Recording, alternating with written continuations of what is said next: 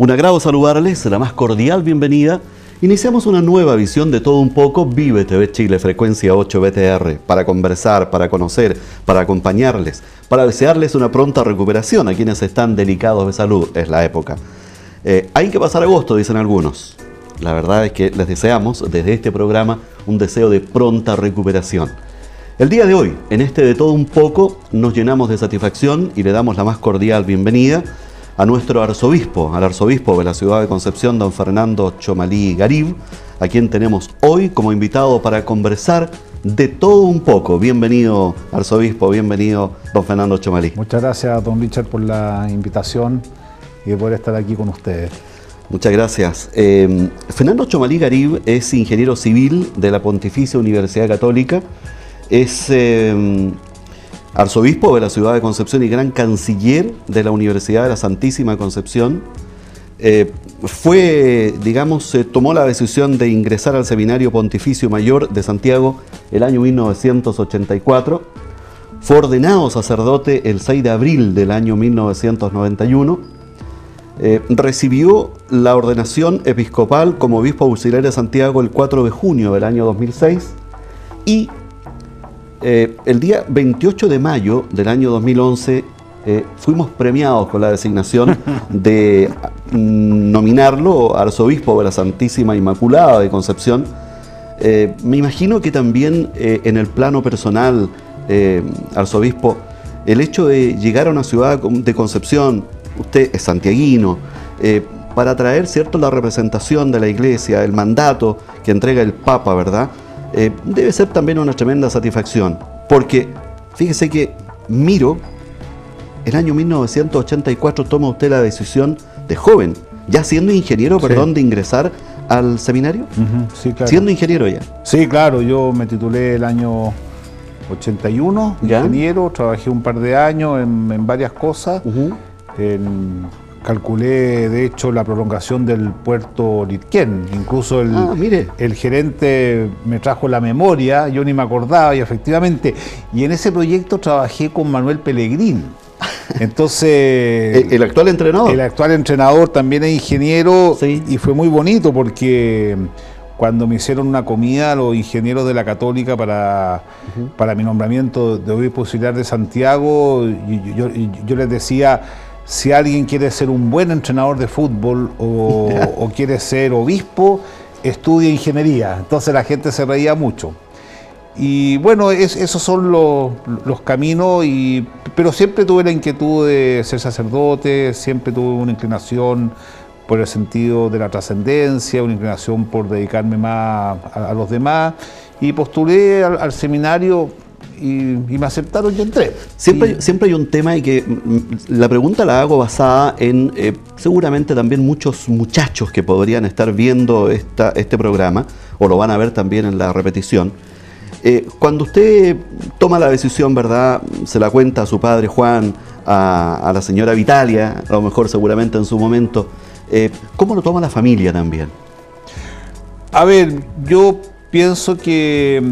En mi caso lo tomaron bastante bien porque yo era bastante grande, yo ya tenía 26 años, ¿ya? Mis hermanos se estaban casando todos y por lo tanto vieron que yo hace mucho tiempo que estaba con esta posibilidad y como digo, yo postulé al seminario, hice todos los procesos que hay y me aceptaron y dije es la voluntad de Dios y hasta el día de hoy que ya han pasado más de 32 años desde ese 4 de marzo del año 84, digo, esta es la voluntad de Dios y la asumo con mucha humildad y también con mucha fuerza y sobre todo con mucho entusiasmo. Yo creo que yo le pido a Dios que si hay algo que no me quite nunca el entusiasmo de siempre estar atento a mostrar el rostro misericordioso de Dios, de estar atento a los demás, de reconocerse parte de una sociedad que anda buscando a Dios. Así que yo diría que han sido años muy felices,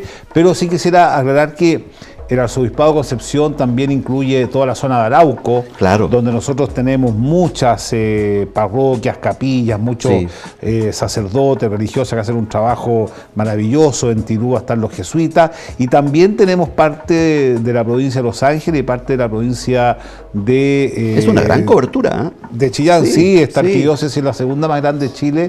Tenemos 1.200.000 habitantes, 56 parroquias, 500 capillas, 9 colegios de la arquidiócesis y la Universidad Católica.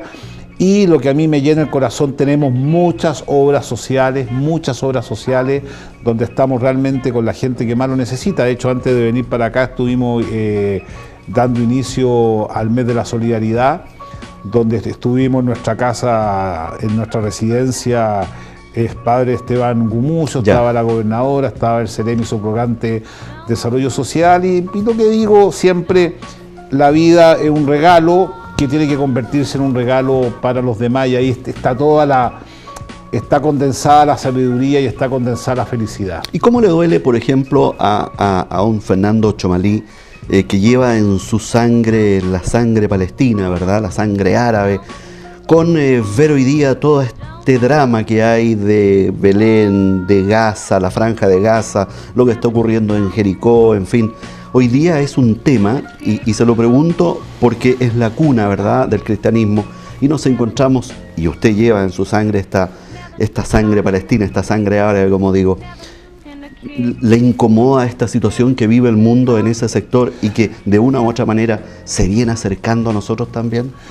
Bueno, evidentemente que la situación de Palestina es dramática, absolutamente dramática. De hecho, los chomalí, algunos se vinieron a Chile siendo muy jóvenes, otros se quedaron allá y quedan. De hecho, el obispo auxiliar de Jerusalén es chomalí, es William Chomalí, que resulta ser un pariente muy cercano mío. Su abuelo y mi abuelo son hermanos, y la verdad que una situación tremendamente dolorosa, y evidentemente yo, digamos, como arzobispo, mis 4 abuelos son palestinos, yo me siento muy orgulloso de eso, porque he visto cómo trabajaron, su tesón, su esfuerzo. Yo creo que el Estado palestino tiene que llegar sí o sí, y espero que lo antes posible, porque la paz, que es un gran don, se funda en la justicia, y evidentemente ahí se ha producido una gran injusticia respecto del pueblo palestino, y todo el mundo está pidiendo eso a grito.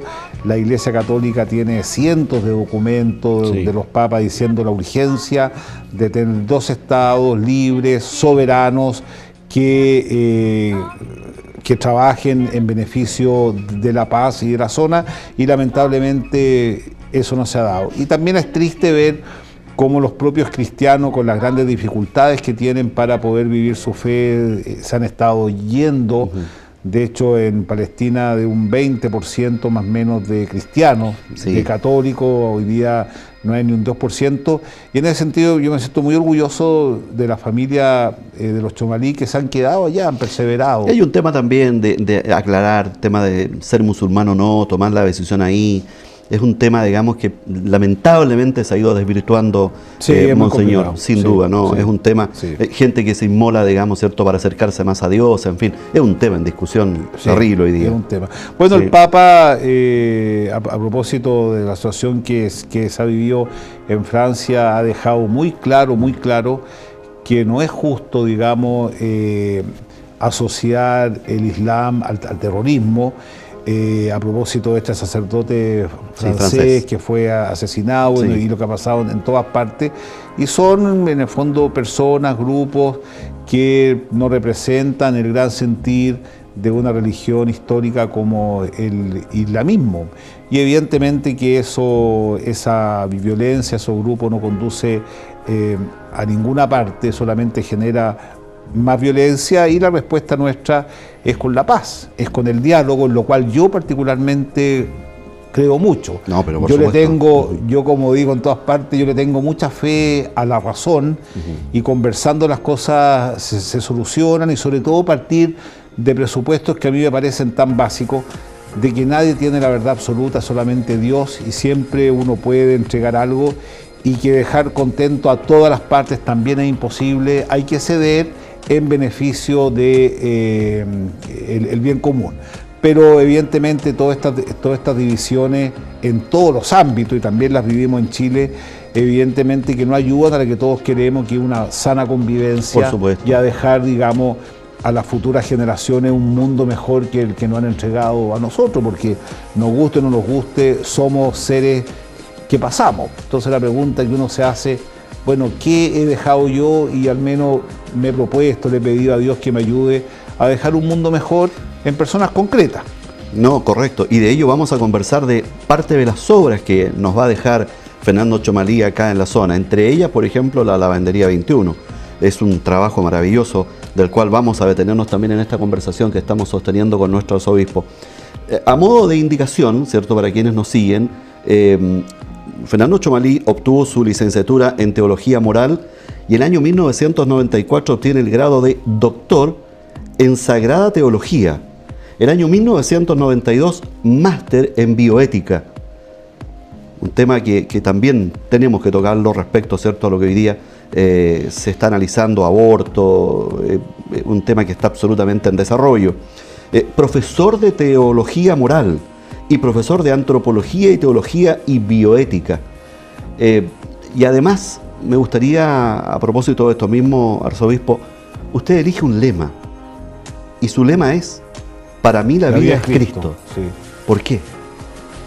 Bueno, porque yo siempre he tenido la impresión de que sin un fundamento, sin una roca, sin una dirección es muy difícil vivir. O sea, uno puede andar a 1000 por hora en un auto estupendo, en un avión, pero con eso no basta, hay que saber hacia dónde uno va.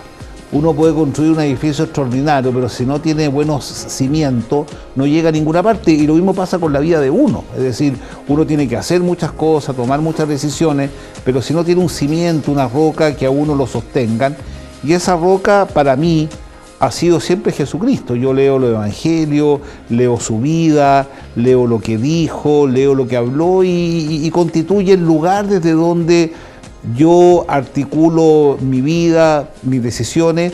Un Jesucristo amoroso que perdona 70 veces 7, que nos da lecciones extraordinarias como el buen samaritano y que nos quiere como somos, es decir, para mí la vida es Cristo en el sentido de que yo desde Él soy capaz de iluminar mi propia vida e iluminar la vida de los demás.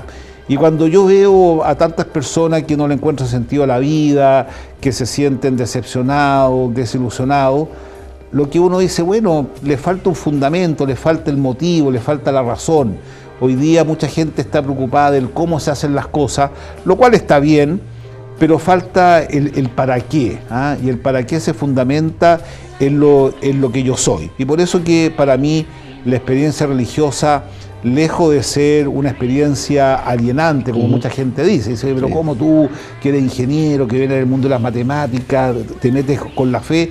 Y yo puedo decir que la fe para mí en Jesucristo ha sido libertad, una verdadera libertad de entender cuáles son las cosas importantes en la vida, qué es lo que tiene sentido en la vida, y me ha hecho también salir de mí mismo. Hoy día hay una tendencia a ensimismarse, todo me pasa a mí, yo soy la víctima, y la verdad que yo no creo en eso. Y hay una gran parte de la población que cae en depresión por esto mismo. Hay mucha gente, claro, que cae en depresión o cae del alcohol, en la droga, porque anda buscando un sentido. Y yo me di cuenta, bueno, después de experiencias muy profundas, muy vitales en mi vida, que uno encuentra su vida cuando sale de sí mismo, y ese es un anhelo que tengo, pero también es una lucha, porque también el hombre, digamos, tiene una tendencia a ensimismarse, y yo creo que muchas de las crisis que vivimos hoy día en el mundo, las crisis que viven las personas, es porque no han sido capaces de mirar al lado. Y voy a contar una experiencia muy linda. Pero con todo agrado, voy a contar una experiencia muy linda. Sucede que fuimos hoy día un grupo de personas, digamos, a la hospedería Esteban Gumucio, que queda en Manuel Rodríguez con Castellón, al lado de la Lavandería 21, donde hay 60 camas y 45 personas llegando a las 5 de la tarde a dormir, a comer, a ducharse, hay lavadoras, qué sé yo, un lugar muy hermoso.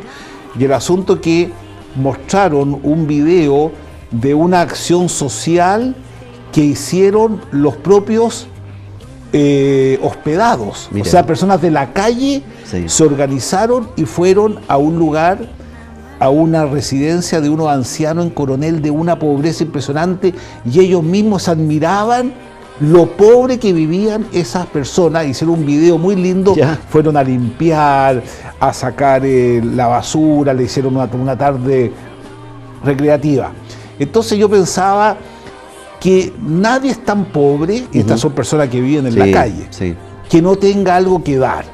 Y yo creo que si todo el mundo asume esa actitud, porque al final amar a todo el mundo no significa nada. Es muy fácil eso, ¿no? Sí, Yo amo claro. a todo el mundo. Es muy qué sé genérico, yo. digamos. Es muy Sí, genérico. sí, sí. Yo creo que hoy día son actos concretos. Sí. Y creo que en ese sentido se espera demasiado de los otros, se espera demasiado del Estado, se espera demasiado de la Iglesia, se espera demasiado de mucha gente, de instituciones, pero al final finalmente es es uno. Es uno. Sí. Entonces, cuando alguien dice, oiga, madre, haga esto, yo le digo, hagámoslo. Y ya las cosas cambian. Entonces, Hay más fuerza, hay más energía. hay más fuerza, pero siento que eso no está internalizado Sí. hoy día, y por eso que yo escribí esa carta, que fue uno de los motivos por el cual usted me invitó, Sí. que dice la esperanza en un Chile que sufre. Efectivamente. Y Chile sufre porque estamos en una disyuntiva muy peligrosa, porque a todos, desde muy pequeño, nos enseñaron a competir. Usted plantea incluso que la educación está convertida en una pista atlética. Pero absolutamente, o sea, absolutamente. Es decir, un joven que no tiene recursos sabe que no va a poder entrar a este colegio, a esta jardín infantil. Un joven que no tiene capacidades intelectuales tan brillantes sabe que en este colegio no lo van a aceptar, si le va mal lo van a echar. Es decir, una pista donde a uno le enseñan a competir, y cuando uno le enseñan a competir todo el día aparece la lógica del ganador, del perdedor, etcétera. Pero el tema que en una sociedad donde todos compiten va quedando gente del camino, Sí, y esa claro. gente del camino en Queda algún herida, minuto queda se resentida. va a rebelar. Sí. Entonces, lo que yo planteo, ¿por qué no generamos una educación donde cada uno pueda sacar su carisma y reconocer el valor de su carisma? A mí me indigna, por ejemplo, cuando jóvenes que tienen dificultades de aprendizaje los echan de los colegios. Una persona puede tener 800 puntos, pero no garantiza que sea una buena persona. Una persona puede tener 400 puntos, puede tener grandes dificultades para las matemáticas, pero puede ser una persona confiable. Y todos los momentos de corrupción que hemos visto en Chile, que han sido terribles, han sido muy golpeadores para la sociedad, provienen de personas que tienen como norma el competir. Por lo tanto, yo creo que ese es el gran Pero es la sociedad, cambio es el modelo que tenemos hoy que nos invita a tenemos todos a que dar, competir. claro. ¿Es el modelo que tenemos? Sí, en el mundo. pero yo creo que poco a poco nos estamos dando cuenta que ese modelo fracasó. Sí. ¿Y por qué fracasó? Por una razón muy sencilla. Cuando lo económico prevalece, se comienzan a hacer cálculos tan terribles como voy a tener un hijo, dos hijos o ningún hijo, o lo voy a tener a tal edad, etcétera. Pero sucede que toda esa persona que funcionó en esa lógica, que además se da cuenta que la sociedad es hostil, porque la verdad que eso lo vemos, hay barrios enteros donde Sí. están con rejas, con candado, con cerco eléctrico, con alarmas, con guardias, etcétera. Sucede que después esas personas van a estar solas. Y yo creo que no hay pobreza más grande que la soledad. No existe. No existe pobreza más grande que la Bueno, soledad, y por eso que Usted plantea también, por ejemplo, que vivimos una crisis moral y agrega una crisis espiritual. claro, Lo que conlleva lo que estamos planteando. la crisis espiritual yo la fundamento en que el hombre ha prescindido de Dios, y cada uno se ha erguido como el propio Dios, y lo ha llevado eso a tomar decisiones que incluso atentan en contra del otro. Porque si una persona tiene conciencia de sentirse criatura, esa es una dimensión espiritual de la vida. Yo soy una criatura, a mí la vida me la dieron. También le reconozco la vida que se la dieron a los demás. Y por lo tanto al otro no lo voy a tratar como un enemigo, ni lo voy a usar para beneficio. Y hoy día nosotros vemos, por ejemplo, cómo, y yo lo digo con mucha responsabilidad aquí en la propia zona, cómo hay personas que han dejado la vida en un trabajo. Sí, claro. Personas que han dejado la vida en la mina, han dejado la vida, 30 años, terminan enfermos, pobres y con la sensación de sentirse estafados. Y eso fue lo que pasó en la mina Santa Ana.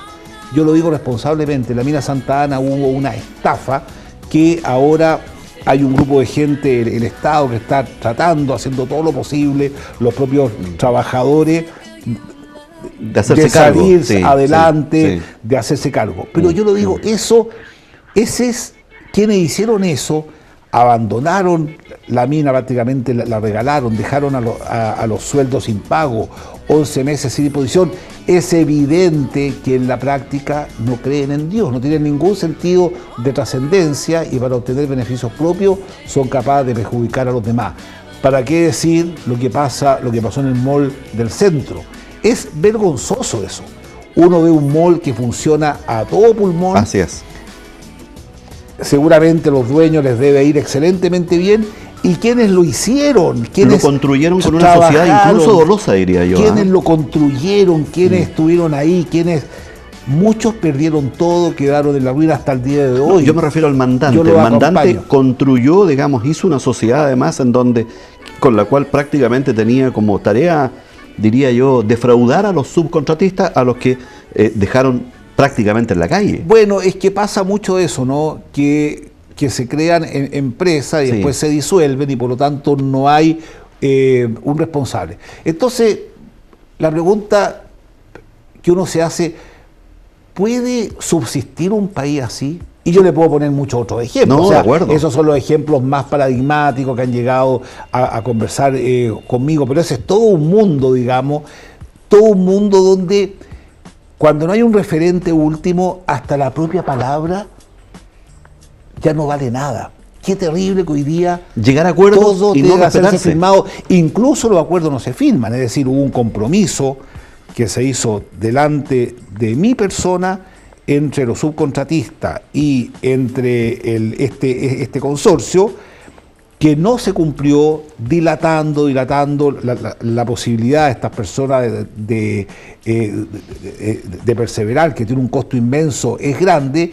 Entonces uno dice, así no vamos a llegar a ningún lado, a ninguna parte. Sí, claro.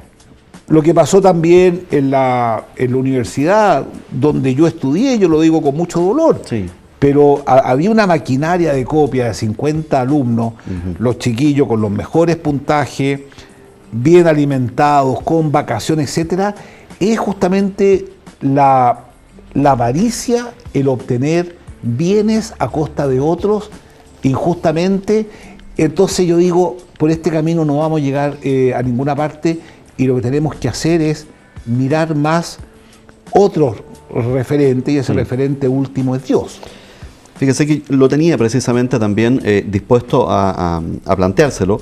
Se encuentra usted, por ejemplo, a su llegada con la crisis con los trabajadores del Iriquén, el tema del MOL, los subcontratistas, el mundo mapuche también, que ha recurrido a usted, arzobispo, la situación de la mina Santa Ana que usted señalaba ahí en Curanilahue. También, un momento difícil, la situación del Colegio Inmaculada Concepción también, que fue una noticia en su momento, en estos 5 años, como dice usted, que ha estado en Concepción, ¿cierto? No, pero es interesante. Yo quiero que retomemos el otro tema, que es más profundo respecto, por ejemplo, a esto que usted plantea en la educación, convertida en esta pista atlética, como usted lo señala. Pero hoy día, ¿qué sucede? Se buscan carreras con rentabilidad. A través de los medios se plantea que la persona puede obtener tales y tales recursos. ¿Y usted qué es lo que le llama la atención? Que hay pocos postulantes, por ejemplo, a las escuelas de arte, a las escuelas de ciencia. Es un llamado también, yo creo que como sociedad debemos enfrentar.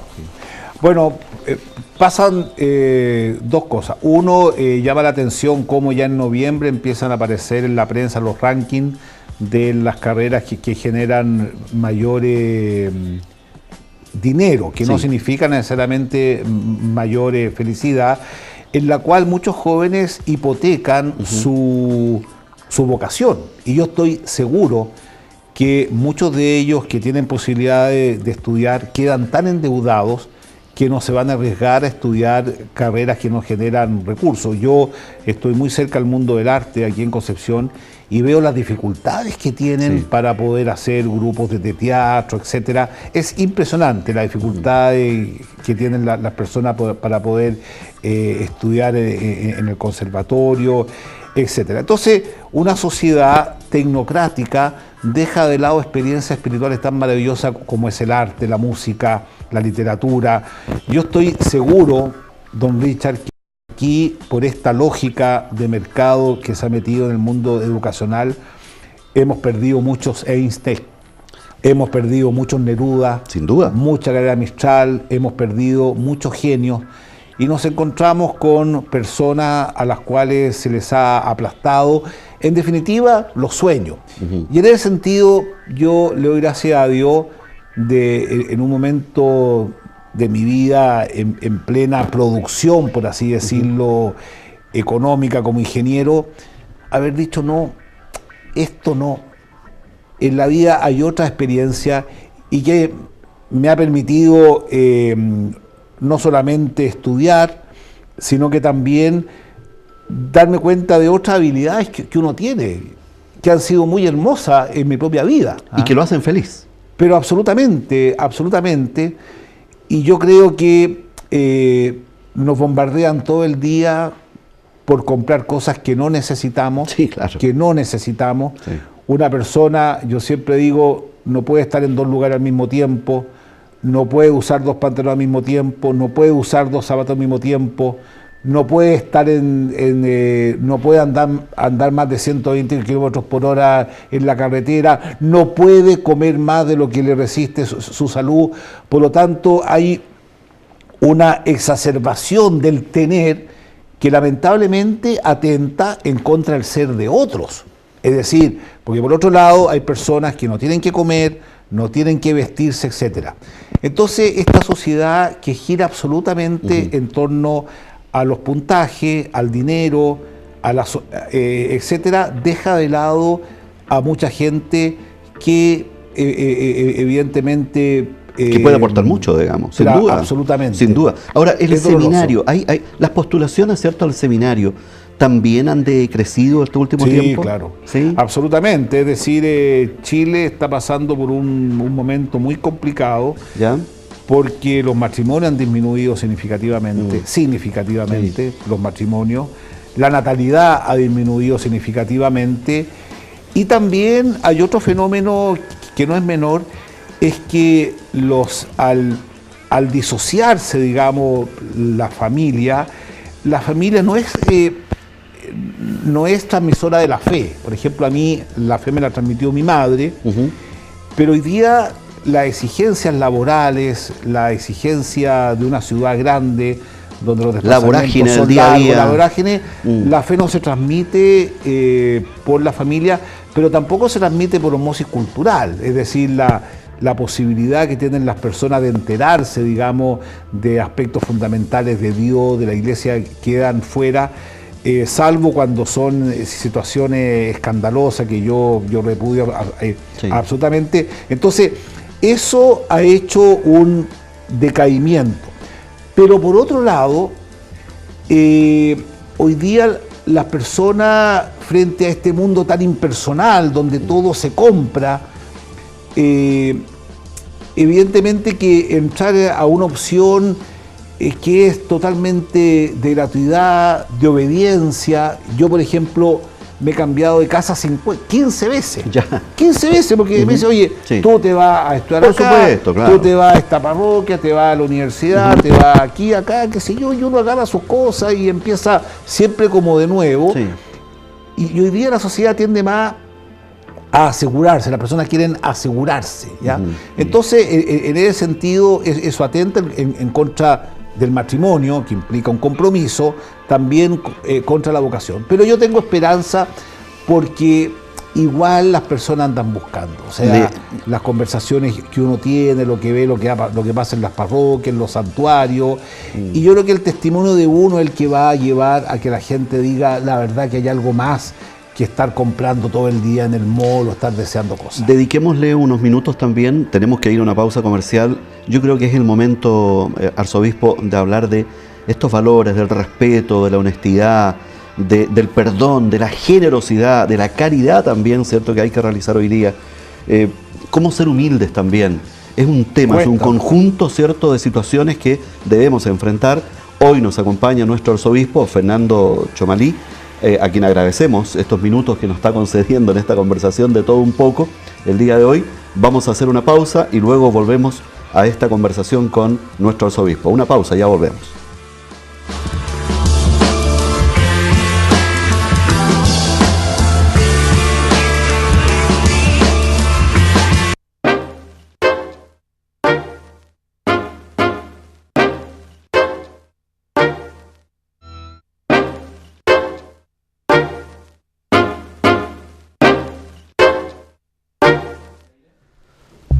Seguimos haciendo de todo un poco. Vive TV Chile, frecuencia 8 BTR, absolutamente en vivo. Para quienes se interesen en la repetición de nuestro programa, a las 0 horas hasta la 1, pueden ver completo este programa con nuestro arzobispo Fernando Chomalí Garib, quien nos acompaña el día de hoy.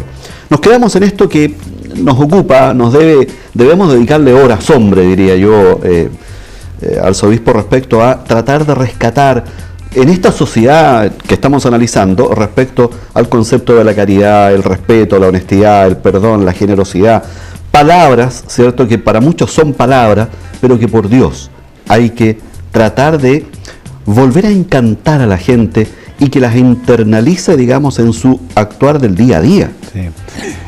Mire, lo que usted dice es muy cierto, la verdad que son tantas las lecturas que se pueden hacer. Yo pienso que hoy día, especialmente los jóvenes y todos, nos sentimos bastante solos porque la experiencia que tenemos de encuentros con profundidad, con verdad, son cada vez menos. Las relaciones son utilitaristas. Así es. Si usted ve, por ejemplo, cuántas llamadas telefónicas tiene, cuántos emails son siempre para pedirle algo, etc. Y eso va generando un dolor, diría yo, en el alma. En segundo lugar, pienso que la sociedad no nos educa en el respeto del otro, porque no hay un referente último que es Dios. O sea, si se dice, esta es la manzana que tenemos que compartirla entre todos, nos tenemos que poner de acuerdo, al final, ¿cómo se hace eso? Lamentablemente, con la fuerza. O sea, nadie está dispuesto a dar algo por otro en esta lógica de la competencia. Y eso va generando un modo de vincularnos en la desconfianza. Yo creo que el gran problema que tenemos hoy día es que hay una desconfianza, porque si a mí me dice, mira, hay 100.000 cupos en la universidad y son 1.000.000 los que van a postular, el otro se convierte en un enemigo. Y mira, estos son los fondos que hay y vamos a repartirlo, pero hoy día ya la gente vive hasta los 90 años, el otro también se ve como una amenaza. Es decir, estamos en la sociedad de los amenazados. Y eso evidentemente que no colabora a valores tan importantes como la gentileza. Por eso que el Papa le decía a los matrimonios, nunca se olviden de la palabra gracias, perdón y permiso. Sí. Estamos en la sociedad donde no agradecemos nada porque creemos que tenemos derecho a... ¿Ha observado, arzobispo, cómo se tratan hoy día los matrimonios? Se perdió ese respeto tradicional de nuestros padres. Hoy día el diálogo entre los muchachos jóvenes que tienen un matrimonio, hasta con expresiones soeces. En el fondo es un conjunto. Ahora, ¿cuál es la razón última? Yo siento que falta reconocer en el otro, nos falta reconocer en el otro un gran misterio. O sea, imagínense cómo nos trataríamos si tuviésemos conciencia que el otro es hijo de Dios. Si el otro es creado a imagen y semejanza de Dios, ¿cómo nos trataríamos si internalizamos realmente el mandamiento del amor, de amar al prójimo como uno mismo? ¿Hay un desconocimiento entonces de la vida religiosa? Absolutamente, absolutamente, ¿sí? Claro, yo siento que nos educan a amarnos mucho a nosotros mismos, digamos, pero no nos educan a amar al prójimo. Y la paradoja es que uno dándose a uno mismo, uno se encuentra. De hecho, el Concilio Vaticano II tiene una frase muy linda, que fue la frase más usada por Juan Pablo II, que dice que el hombre, la mujer, la única criatura amada por sí misma, que no encuentra la sublimidad de su vocación, si no es la entrega sincera de sí mismo a los demás. Es decir, nosotros vamos a hacer más cuando nos entregamos más. Y ese discurso hoy día no existe. Y yo tengo que ser capaz de renunciar a mí mismo en favor del otro, porque mi alegría está en la alegría del otro. Y a mí me duele mucho, y lo dije hoy día, de hecho, cuando fuimos a dar inicio al año de la solidaridad, del mes de la solidaridad, que no nos educan a ver, a mirar, y el Papa Francisco, que habla muy claro sobre estos temas, dice, mira, estamos viviendo un proceso de globalización de la indiferencia. Exactamente. Y él mismo, sí, y la misma persona que hoy día es indiferente, los que somos indiferentes, el día de mañana seremos indiferentes, serán los otros indiferentes con nosotros. Y no podemos aspirar a que nos ayuden a atravesar la calle cuando tengamos problemas de movilidad, si hoy día nosotros no hacemos eso porque no los hemos enseñado. Y creo que hay cosas tan básicas en las cuales podríamos empezar a ponernos de acuerdo. Por ejemplo. Mire, algo tan básico como tirar la basura a la calle. Alguien va a tener que recogerla. O sea, ¿por qué yo tengo que obligar a otro a recoger la basura que yo boto, siendo que hay un canasto? Sí.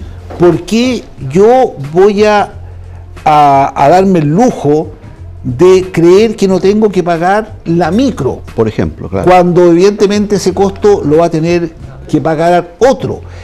¿Por qué voy a copiar en una prueba cuando eso va a significar trampear a aquel alumno que se preparó las pestañas estudiando con mucha dificultad? Es decir, tenemos que aprender un nuevo modo de vincularse. Pero eso no va a venir por las leyes. Las leyes tienen otra función. Eso va a ser en la medida de que los padres asuman con mucha fuerza, y los formadores, los profesores, toda la sociedad, el compromiso de formar, que va mucho más allá de educar. Una persona con 800 puntos nos da garantía de que va a ser un buen ciudadano, y creo que hemos pensado que la eficiencia se asocia a una sociedad más humana, y la verdad que no es cierto, y Europa hoy día clama frente a los ancianos que no saben qué hacer con ellos y han terminado eliminándolo. En Francia, por ejemplo, me consta, no nacen niños con síndrome de Down. De 100 diagnósticos prenatales, solamente nacen 2, porque las mamás dicen, no, yo no quiero a este niño porque va a ser un problema para mí. Es decir, se ve todo en términos de eficiencia, y esas son al final las personas valiosas que le dan sentido a la vida. Monseñor, ¿cómo ve la Iglesia Católica el avance que está teniendo el mundo evangélico hoy día, en detrimento, diría yo, del mundo católico? Sí. ¿Cómo lo observan? Bueno, han pasado dos cosas. Yo creo que el gran avance no ha sido de las múltiples iglesias evangélicas que hay. Según el último censo del Ministerio del Interior, hay más de 3.500. Sí. Y yo creo que el gran avance es el agnosticismo, es la indiferencia religiosa, que es mucho peor. Que es lo que estamos conversando también. Que es mucho peor, la indiferencia religiosa. Bueno, y en esto hay dos posiciones. O sea, una posición es enojarse por el avance del agnosticismo, del ateísmo o de las iglesias evangélicas, pero esa no es la actitud que asumo yo. La actitud que asumo yo, bueno, ¿qué hemos hecho nosotros que no hemos sido capaces de cautivar a las personas con nuestra palabra, con nuestro testimonio? Y yo creo que en eso tenemos que tomar mucha más conciencia, que todo lo que uno dice, todo lo que uno hace, tiene un impacto real en las personas, y llegó la hora del testimonio, del amor fraterno, de la caridad cristiana, de una vida conforme a eso, y evidentemente que eso resulta tremendamente exigente, pero de todos los católicos. De acuerdo, perfecto. Usted planteó, digamos, esto del síndrome de Down. Fíjese que estamos hoy día, precisamente está en Chile estos días, Un muchacho que Sí. se tituló, Pablo. digamos, Pablo, es ingeniero, entiendo. Técnico agrícola. Es que él es el chileno. Ya, Hay, ya. hay un muchacho de España, Sí. ¿cierto? Que también está hoy día de gira por nuestro país y que es, digamos, Down. Sí, claro. Y el tema es que usted puso el foco en su llegada a crear esta lavandería 21 para dar esta oportunidad, porque la sociedad durante muchos años creyó que eran niños enfermos, fíjese. Qué tremendo error por tantos años. Son muy valiosos, sí. Yo tengo una historia con los jóvenes con síndrome de Down y yo quisiera contarlo Pero ahora con todo agrado. en la televisión. Sí. Yo cuando niño era muy tartamudo, o sea, tan tartamudo que de hecho no podía ni hablar y para mí fue un sufrimiento muy grande en el colegio, estuve en un colegio tremendamente exigente y entonces, bueno, mis padres muy angustiados me llevaban a todo tipo de psiquiatras, psicólogos, a ver si me mejoraba de la tartamudez y por supuesto que le fue muy mal conmigo y terminé en una escuela especial ¿Ya? donde había jóvenes con Down. Yo tenía 10, 11 años. Entonces en la mañana iba a mi colegio, a la Alianza Francesa, donde un colegio altamente exigente, bilingüe, y en la tarde iba a este colegio donde la profesora me enseñaba unas técnicas para hablar. El examen. Y el asunto que fue muy hermoso para mí, porque yo siendo niño, haciendo una reflexión, decía, mira, increíble, en la mañana lo paso muy mal, altas exigencias, las tareas, el deporte, qué sé yo, y en la tarde lo paso tan bien. Entonces dije, bueno, al final... Con los compañeros Down. Claro, porque Mira. son niños que son pura alegría, pura gratuidad, alegre. Entonces, y en la mañana era todo el día competir y estudiar. Entonces al final dije, bueno, la verdad que estos niños no están enfermos, son un regalo. Bueno, después yo entré, yo salí del colegio, entré a la universidad, estudié ingeniería, tuve tantas oportunidades en mi vida. Y cuando llegué a Concepción vi que había muchos niños Down, esta es una zona con muchos niños Down. Es un dato interesante Sí. de conocer, ¿eh? Entonces yo dije, ¿cómo no hacer algo? Porque realmente no hay muchos espacios para ellos, sobre todo cuando salen del colegio. Dije, voy a buscar y la verdad que fue como devolverle la mano de alguna manera a todo lo que yo había recibido, cosa que ellos no tuvieron esas oportunidades que tuve yo, y de una manera práctica. Entonces tuve la oportunidad de visitar muchos lugares en otras partes del mundo donde hay experiencias con ellos, restaurantes, etcétera, y me detuve en una lavandería muy grande que recibe muchos estos niños y dije, vamos a hacer una lavandería. Replicarlo en Concepción. Y la verdad que con un directorio extraordinario, con gente muy comprometida, muchos de ellos con hijos o hermanos Down, muy comprometidos. Y la verdad que eso ha sido un milagro, Sin duda. porque hemos logrado, Incluso empezamos... exportable, sabido. Bueno, de hecho en Viña del Mar se está armando una, se está armando otra en Santiago. Ahora me acaban de escribir una persona de Arauco que quiere hacer otra. Nosotros tenemos todos los datos abiertos, esto es una fundación totalmente abierta, y sucede que empezamos con 10 jóvenes sin 1 kilo de ropa. Hoy día tenemos 18 jóvenes y los cuales muchos ya están trabajando fuera, pero supervisados por nosotros. Tenemos 2 en el arzobispado, en el archivo, tenemos otros que están trabajando en el tema de el aseo, qué sé yo, supervisado por nosotros, y nuestra gran idea de aquí unos 5 años tener unos 30 jóvenes que estén trabajando bien cuidados, bien queridos. Y hay muchachos en lista de espera, por llamarlo Pero así. impresionante, eso es lo que más duele. Pero no O le puedo sea, creer, claro, qué interesante. hay mucho y ellos están contentos, los papás están muy agradecidos porque Duele, están en pero un es una lugar, satisfacción que estén seguro. esperanzados en que ahí van a encontrar una interesante labor que realizar. Un día yo iba caminando por la calle y una señora andaba con su nieto, me dice, oiga, monseñor, ¿iba a haber trabajo para mi nieto? Le dije, no, de todas maneras, qué bueno, me dice, nos da tanta... Mire, al final, si cada uno de los que están viendo este programa se dedican a hacer algo por alguien, si nadie les está pidiendo que cambien el mundo, pero si hacen algo por alguien, entre todos lo vamos a cambiar. Y yo siento que endosan mucho las cosas. Si alguien se preocupa de un familiar de un enfermo que viene de fuera, si alguien se preocupa de uno de estos niñitos que están en los tribunales, yo me siento muy orgulloso de la iglesia nuestra, porque tenemos la ciudad del niño, 800 niños atendidos que están judicializados en casa un esfuerzo inmenso. ¿El Sename lo fiscaliza también? Pero por supuesto, y bienvenido. Claro. Bienvenido, tenemos un directorio extraordinario, trabajamos en coordinación, niños que han sufrido horrores, preocuparse de ellos. ¿Para qué decir los ancianos? ¿Cómo están abandonados los ancianos? Las listas de espera que tenemos en los hogares de ancianos, de las religiosas, la Fundación La Rosa, en IPAS, etcétera. Ayúdennos. ¿Y cómo uno ayuda? Trabajando, colaborando, porque esa misma suerte de la cual ustedes hoy día son indiferentes, la van a vivir ustedes o sus familiares.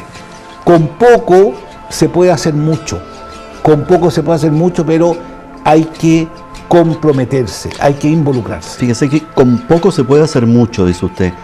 Me llamó la atención en algún momento alzar su voz respecto al sueldo ético. Me llamó la atención también que hoy día todo el mundo está tratando de obtener una jubilación ética, con un sueldo ético, ¿cierto?, de pensiones. Hoy día es tema, monseñor, el tema de los fondos de pensiones que están, porque ya no descubrimos nada nuevo, la gente está jubilando con muy pocos recursos. ¿De qué manera, cierto?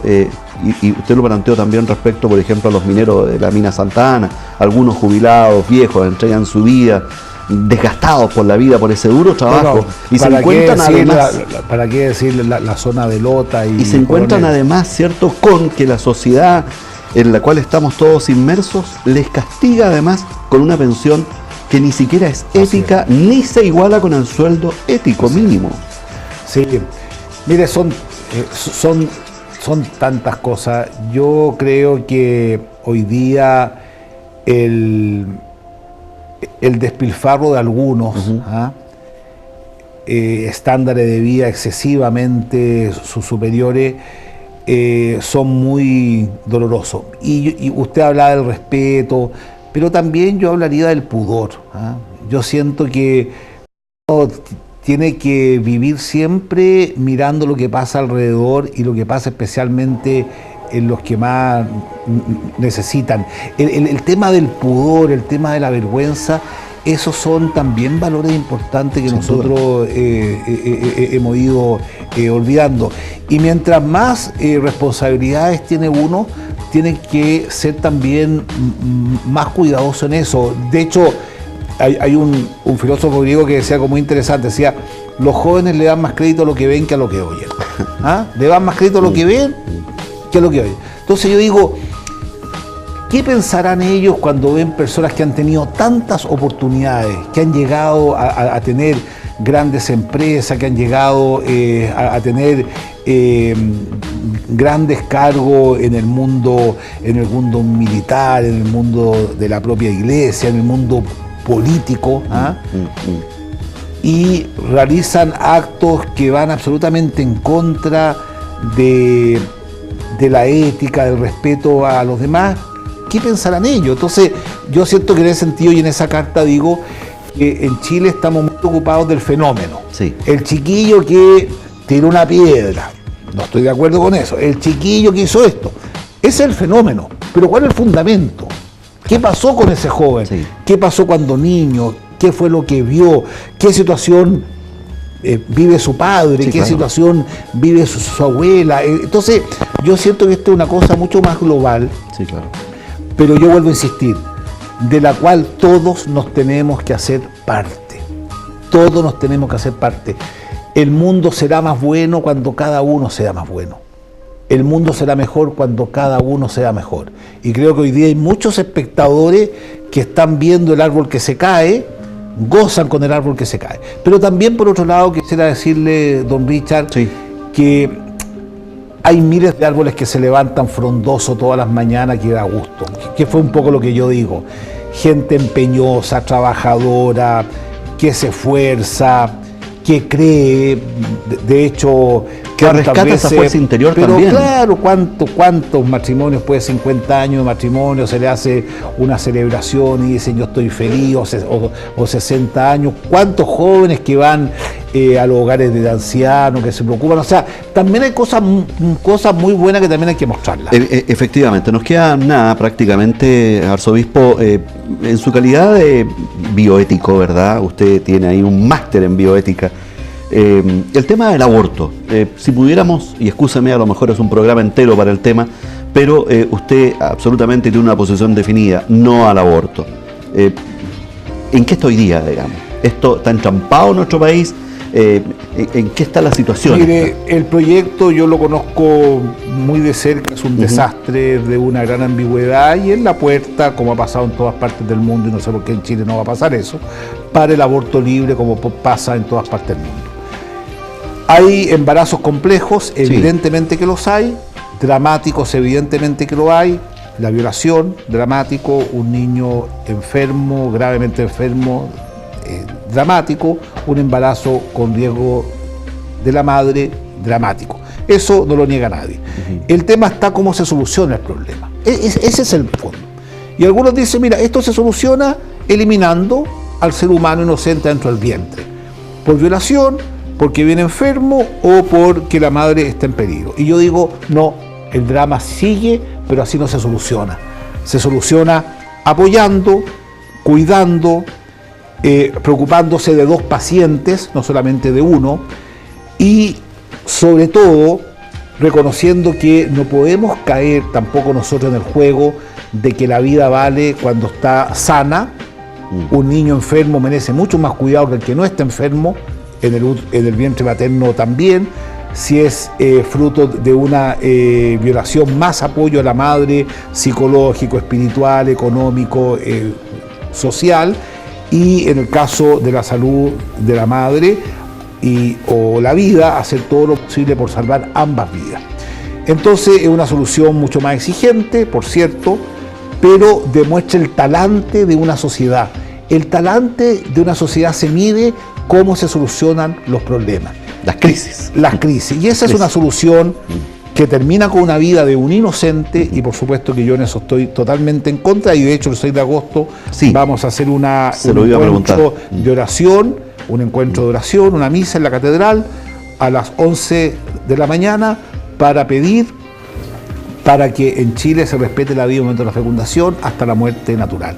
En todos los países del mundo, en los años 70 comenzaron con estas tres causales que suscitan simpatía, que apelan al sentimentalismo, pero que terminan después en aborto libre. En Europa niños con Down prácticamente no nacen, y la pregunta es si queremos eso para Chile, y yo digo no queremos eso para Chile. El talante moral de una sociedad se mide cómo se preocupan de los más indefensos. Usted puso el ejemplo de los árboles. Los árboles ya a lo mejor cuando son mayores, adultos, cuesta enderezarlos, ¿verdad?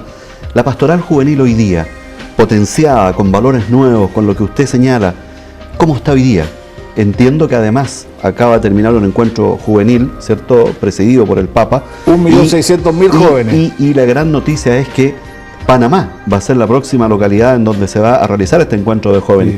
Sí. ¿En qué está el mundo de los jóvenes hoy día en Concepción, mirando hacia el tema? Bueno, nosotros tenemos un gran esfuerzo por tener una pastoral juvenil fuerte. Tenemos la pastoral que está concentrada ahí al lado de la catedral. Tenemos también la parroquia universitaria, que se ha generado un importante núcleo de acción.